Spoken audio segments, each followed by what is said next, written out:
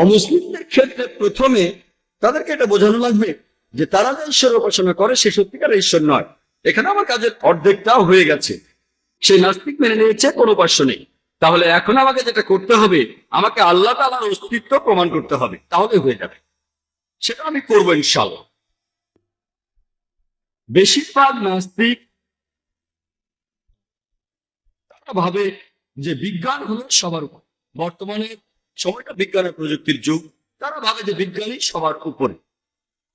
আপনি যদি কোন নাস্তিককে প্রশ্ন করেন যে ধরেন কোন একটা যন্ত্র, ধরেন একটা মেশিন, যেটা পৃথিবীর কোনো মানুষই আগে দেখেনি, যেটা কথা কেউ শোনেও নেই, তারপর সেই মেশিনটা যদি সে নাস্তিকের সামনে আনা হয় এবং তাকে প্রশ্ন করা হয় যে প্রথমে কোন মানুষটা ঠিকভাবে বলতে পারবে এই যন্ত্রটা কিভাবে কাজ করে, এই মেশিনটা কিভাবে কাজ করে,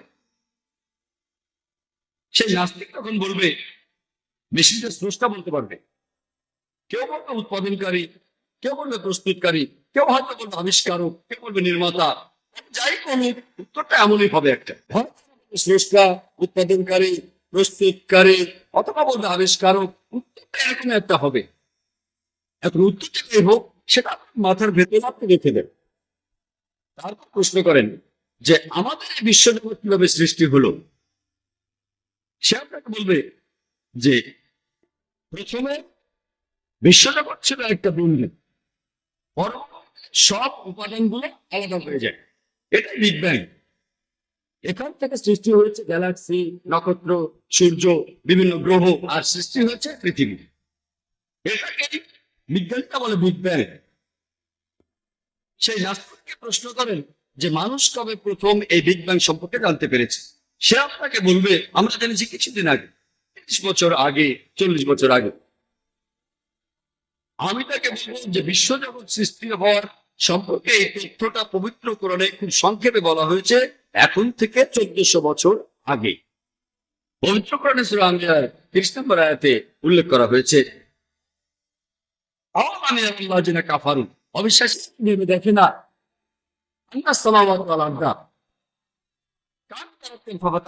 যে আকাশ ও পৃথিবী একসাথে মিশেছিল, আমি পৃথক করে দিলাম।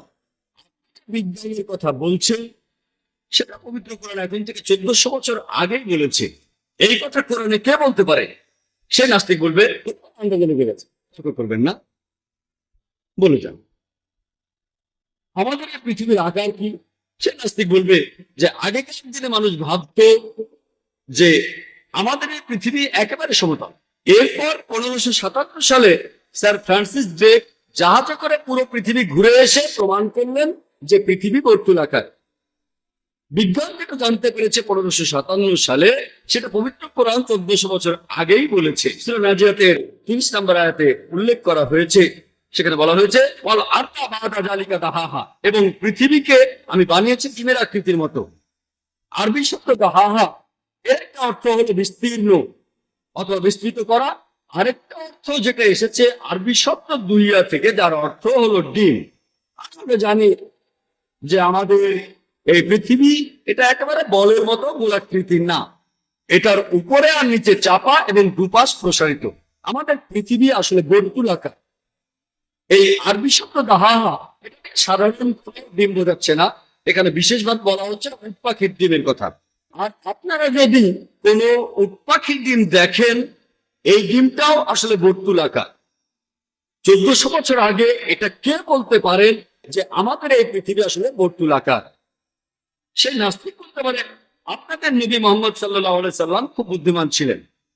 তর্ক করবেন না, বলে যান চাঁদের যে আলো এটা কি তার নিজের আলো নাকি প্রতিফলিত আলো? সে নাস্তিক তখন বলবে আগেকার দিনে মানুষ ভাবতো চাঁদের যে আলো দেখি সেটা তার নিজস্ব আলো। কিছুদিন আগে আমরা জানতে পেরেছি, 100 বছর আগে, 200 বছর আগে, 300 বছর আগে আমরা জানতে পেরেছি চাঁদের যে আলো আমরা দেখি সেটা তার নিজস্ব আলো না, প্রতিফলিত আলো। পবিত্র কোরআনে সূরা ফুরকানের 61 নম্বর আয়াতে উল্লেখ করা হয়েছে তিনি কত মহান, যিনি নবমণ্ডলে সৃষ্টি করেছেন রাশিচক্র, সেখানে স্থাপন করেছেন সূর্যকে যার আলো তার নিজস্ব, এবং চাঁদকে যার রয়েছে প্রতিফলিত আলো, ধার করা আলো। সূর্যের আরবি শব্দ শামস, সূর্যের আলোকে বলা হয় সিরাজ বা ওয়াহাজ, অর্থাৎ মশাল বা জ্বলন্ত প্রদীপ।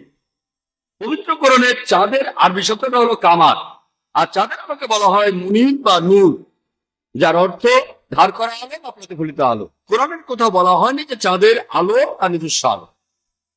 1400 বছর আগে কোরআনে এই কথাগুলো কে বলতে পারেন? সেই নাস্তিক, সে হয়তো অনেকক্ষণ পরে বলতে পারে, হয়তো নবী তিনি খুবই বুদ্ধিমান ছিলেন। তর্ক করবেন না, বলে যান। আমি যখন স্কুলে ছিলাম, আমি মেট্রিক পাস করেছি 1982 সালে।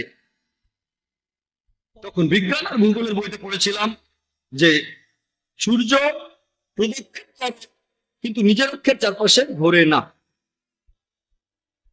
সেই নাস্তিক বলবে কোরআনে কি এই কথা লেখা আছে? আমি তখন বলি না, এই কথাটা আমি পড়েছিলাম স্কুলে 25 বছরের সময় আগে, স্কুল বইতে এটা পড়েছিলাম আমি।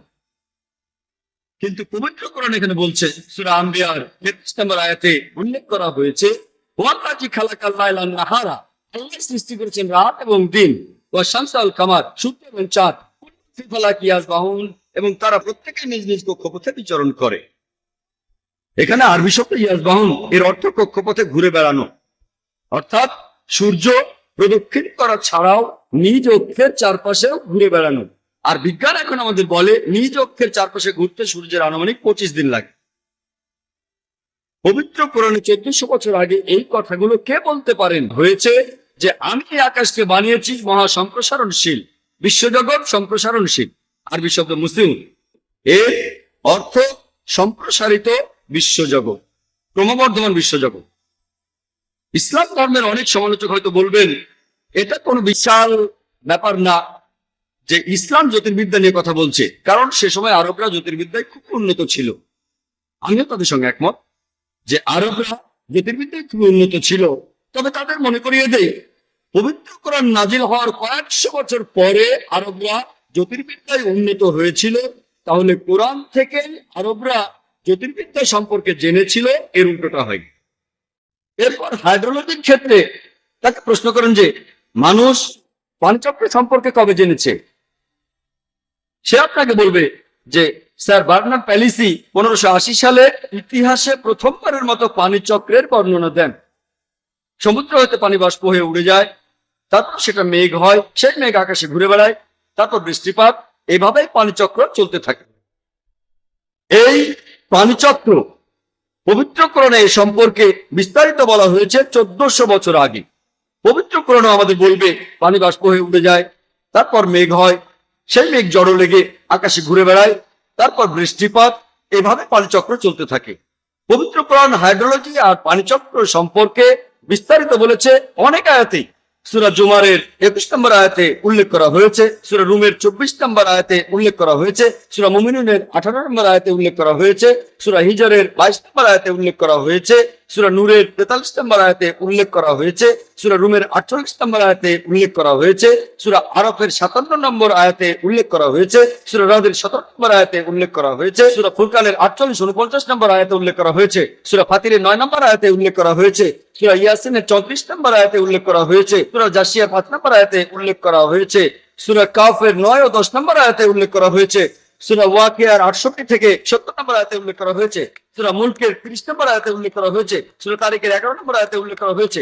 এভাবে আমি সারাদিন ধরে শুধু রেফারেন্স গুলোই বলে যেতে পারি। পবিত্র কোরআনে পানিচক্র সম্পর্কে বিস্তারিতভাবে বলা হয়েছে। পবিত্র কোরআনে এই কথাগুলো কে বলতে পারেন 1400 বছর আগে? আপনি কিন্তু থামবেন না, বলে যান। কোরআন এরপরে বলেছে ভূবিদ্যা সম্পর্কে, যে পাহাড় পর্বত এগুলো কিলকের মতো, যাতে করে পৃথিবী ঢলে না পড়ে। পবিত্র কোরআনে সূরা নাবার 6 ও 7 নম্বর আয়াতে কথা বলা হয়েছে। এরপরে কোরআন বলছে সমুদ্রবিদ্যা সম্পর্কে। আমরা জানি যে পানি দুই প্রকার, নোনা আর মিষ্টি, কিন্তু কোরআনে এই সম্পর্কে আরো বলা হয়েছে। সূরা ফুরকানের 53 নম্বর আয়াতে উল্লেখ করা হয়েছে, আল্লাহ তাআলা দুই দরিয়াকে মিলিতভাবে প্রবাহিত করেছেন, একটা মিষ্ট ও সুপেয়, আর অন্যটা সেটা নোনা ও খর। তারা মিলিত হলেও মিশে যায় না, তাদের মধ্যে রয়েছে এক অনতিক্রম্য ব্যবধান। এখন আমরা জানি যে এই বারজাক পবিত্র কোরআন যেটা বলছে, বর্তমানে যারা সমুদ্রবিদ্যা নিয়ে পড়াশোনা করেছেন তারা বলেন এটা আমি বলতে চাই আপনাকে ধন্যবাদ আপনি সর্বোপরি বিরোধী তো সময় প্রশাসক ছিলেন আমার মনে হয় যে আমরা সেই আবদারটা করতেই পারি আমাদের এইটা ইনোভেশন করা দরকার এখানে যারা আমাদের নেতৃত্বে যারা বসেন এবং এখানে দরকার সব মিলিয়ে উনি বিবেচনার উপরে ছেড়ে দিলাম যে উনি আমাদের জন্য কি করবেন ওনার জন্য কি করবেন মানে সামগ্রিকভাবে আমাদের এই প্রেস ক্লাবের জন্য কি করবেন সেই বিবেচনা ওনার উপরে ছেড়ে দিলাম একই সাথে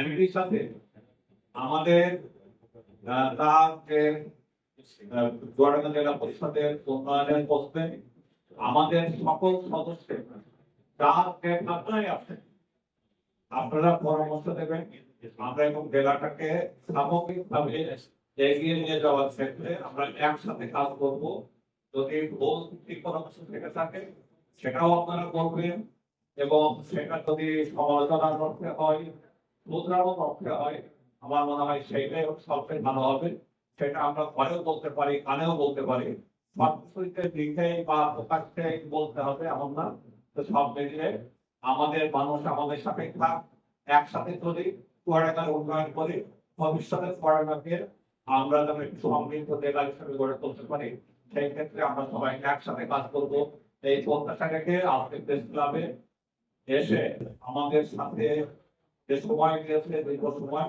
সেই জন্য তার প্রতি কৃতজ্ঞতা জানিয়ে আমি আমার কথা শেষ করছি এবং প্রধান অতিথির বক্তব্যের ভিতরে আমাদের আজকের এই আয়োজনের সমাপ্তি সেই সমাপ্ত হবে এবং সেই সমাপ্তি আমি একই সাথে ধন্যবাদ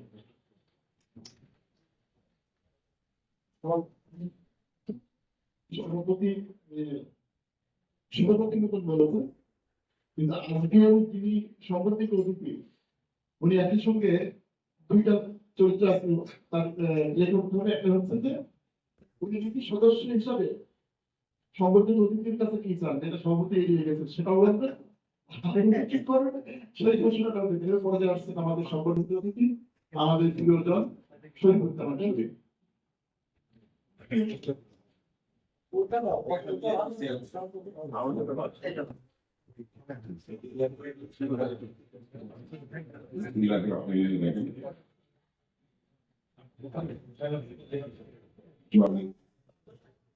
জেলা প্রেস ক্লাব ও চুয়াডাঙ্গা সাংবাদিক সমিতি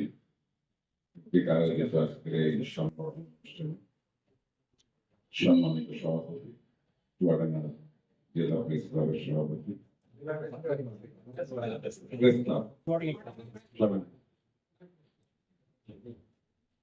উপস্থিত আছেন উপস্থাপনা করছেন চুয়াডাঙ্গা প্রেস ক্লাবের সম্পাদক দৈনিক প্রথম আলো চুয়াডাঙ্গা জেলা প্রতিনিধি শাহ আলম সহি উপস্থিত আছেন চুয়াডাঙ্গা জেলা শহরের স্থানীয় চারটি পত্রিকার প্রকাশক সাবেক প্রেস ক্লাবের সভাপতি সাধারণ সম্পাদক সহ বিভিন্ন ইলেকট্রনিক মিডিয়া এবং প্রিন্টিং মিডিয়া এই চুয়াডাঙ্গা জেলার প্রতিনিধি দাতা সদস্যবৃন্দ ব্যাংক এশিয়ার কর্মকর্তা বৃন্দ আমি আপনাদের ধন্যবাদ জানাই যে আসলে এই সংগঠন দেওয়ার জন্য যে আসলে আমি এই মানুষের জীবনে রাজনীতির যে অ্যাম্বিশন থাকে যে টার্গেট থাকে আসলে সেই টার্গেটে আমরা পৌঁছাতে পারিনি আমার দল আমার জন্য চেষ্টা করেছে আমাকে রাজনৈতিক ভাবে প্রতিষ্ঠিত করার জন্য সেই জায়গাটা থেকে আমি এই জেলা পরিষদের এই জায়গাটার জন্য আমাকে সেন্টার থেকে বারবার বলা হয়েছে আমি বারবার মেনে গেছি যে দলের আরো অনেক লোক আছে বসেছেন। পরে প্রাইম মিনিস্টার এই তিনজনকে নিজে ডেকেছে, আগে ফাইলে সই করার আগে নিজে ডেকে উনি সরাসরি রাষ্ট্রীয়ভাবে আমাদেরকে ওই দৈনন্দিন জীবনের যে রুটিন তার ভিতরে আমাদেরকে প্রোগ্রামে রেখেছে। 1 ঘন্টা আমাদের টাইম দেবে, আমাদের সচিবালয় ওনার দপ্তরে রেখেছে। ডাকার পরে আমি ওখানে যে যেটা বুঝলাম যে তিনজনের ভিতরে একজনকে উনি চেনেন না। আমরা দুজন ছিলাম, হাবিব ভাই ছিল সাতক্ষীরা, হাবিব ভাই আর আমি। কিন্তু দীর্ঘক্ষণ আলাপ আলোচনার পরে ওনার যে মেসেজ ওইটা উনি আমাদেরকে দিয়েছেন, আমাদেরকে বলেছেন। তারপরে আমি ওই ওনার সাথে সাক্ষাৎ করে আমি কিন্তু টুয়ার্ডিং চলে এসেছি।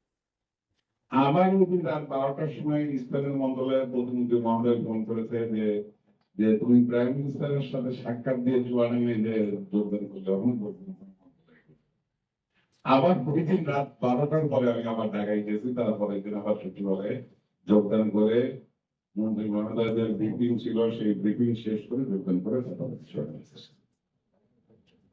যাই হোক, এখন যে মানুষের জন্য চুয়াডাঙ্গা জেলার মানুষের জন্য যে কাজ করার যে সুযোগ এই দল আমাকে করে দিয়েছে, সেই জন্য মাননীয় প্রধানমন্ত্রীকে চুয়াডাঙ্গা জেলা বিএনপির পক্ষ থেকে আমার ব্যক্তিগত থেকে আমি ধন্যবাদ জানাই। এবং পাশাপাশি আপনারা যে সাংবাদিক ভাইয়েরা আছেন, আমি আপনাদের কাছে সহযোগিতা চাই।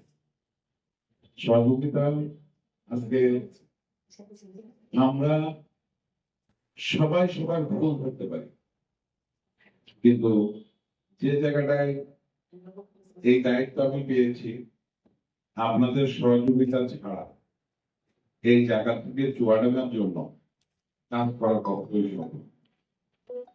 কিন্তু সম্মিলিত একটি বিষয়, অনেকে জেলা পরিষদ জানেন, অনেকে জানেন না। এই জেলা পরিষদের চুয়াডাঙ্গা জেলায় দুইটা বিষয় আছে। হচ্ছে সর্বনিম্ন জেলা পরিষদ বাংলাদেশের চুয়াডাঙ্গা, সর্বনিম্ন। তার মানে এখান থেকে কোনো আদেশ, কিন্তু এই জেলা পরিষদের 930 যে যখনই দায়িত্ব পালন করেছে আসলে এইটা নিয়ে কেউ চিন্তা করেনি, এই জন্য কেউ ভাবেনি গতানুগতিক দায়িত্ব পালন করে চলে গেছে। এখানে আমরা সবাই জানেন, যারা চুয়াডাঙ্গা যারা মানুষ জানেন যে আমাদের এই ডাক বাংলাটা অনেক পুরাতন একটি ডাক। সমস্ত রাষ্ট্রীয় অতিথিরা এসে কিন্তু এই ডাক বাংলায় থাকেনি এমন কোন অবস্থা ছিল না যে চুয়াডাঙ্গায় দ্বিতীয় দেশে একমাত্র থাকার জায়গা ছিল। এই ডাক বাংলাটা এখন হলো বাসা বাড়িতে পরিণত হয়ে গেছে। আপনাদের মানুষের ওই রাস্তার পাশে কিন্তু এখানে একটা জেলা পরিষদের ডাক বাংলা আছে, তার কোনো সিম্পটম কিংবা বাহ্যিক দৃশ্যমান কিন্তু আমার মনে হয় কেউ এটা বলছে না। আমরা সচরাচর যারা চিনি জানি এটাই জানি এটা ডাক বাংলা। ইতিমধ্যে আমরা সেখানে ভিজিট করেছি, এবং সেখানে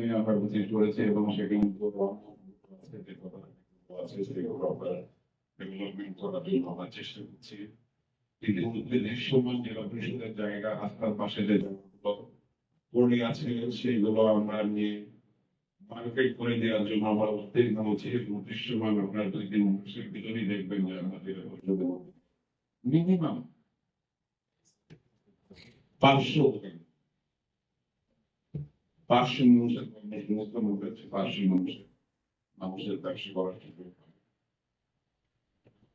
পাশাপাশি জেলা পরিষদের সেজন্য সাংবাদিক মহল, সাংবাদিক ভাইদের প্রয়োজনে এই জন্য যে দীর্ঘদিন তারা এই সরকারি জমি দখল ভোগ করে আসছে, আসলে তারা তো তাদের নিজের জমি মনে করছে। আমি গত পরশুদিন আমি ভালাই করে গেছিলাম, জেলা পরিষদের জায়গায় বিগত দিনের ফ্যাসিস্টরা 10 লাখ 15 লাখ 20 লাখ করে পজিশন বিক্রি করে বিল্ডিং বানিয়ে দিয়েছে।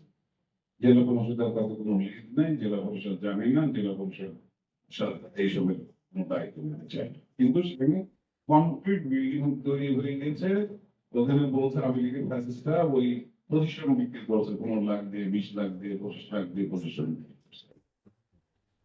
এগুলো আসলে